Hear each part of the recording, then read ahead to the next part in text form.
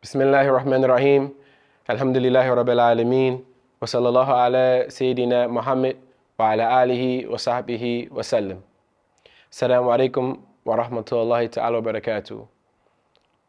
Don't be petty. Like facts. Don't be petty. Especially with your Muslim brother and your Muslim sister. Don't be petty. Right? Even if you get to a situation, or even if you find yourself saying, you know what, I don't like this person, right? But he's Muslim. Or I don't like this sister, but she's Muslim, right?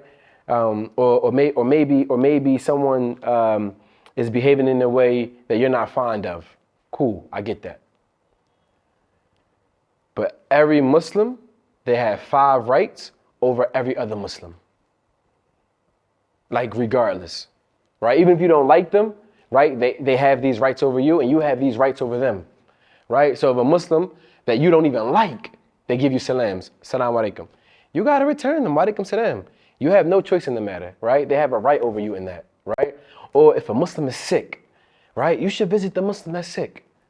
We shouldn't leave our sick Muslim brothers and our sick Muslim sisters to themselves. We should visit them. This is Sunnah of the Rasul sallallahu alaihi wasallam, right? Or if a Muslim dies, you should stand for that janazah.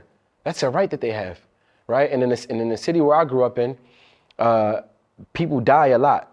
Young Muslims are killing young Muslims a lot, and young Muslims are getting killed a lot, right? It happens a lot.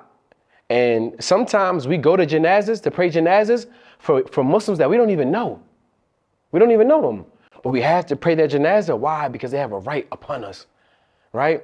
And then it goes down to even more simple things. Like if a person sneezes, right? A person sneezes, and then they say, Alhamdulillah, right? Like they have a right on you, right? For you to come back and complete that with yarhamakallah. They have a right on you with that, right? And I can't explain how important these basic essential things are. And accepting the invitation. So if someone invites you as a Muslim, you got to accept the invitation. I mean, of course, there's like, people have valid excuses. There are valid excuses. But just generally speaking, if a Muslim invites you, you have to accept the invitation. They seem basic and they seem plain.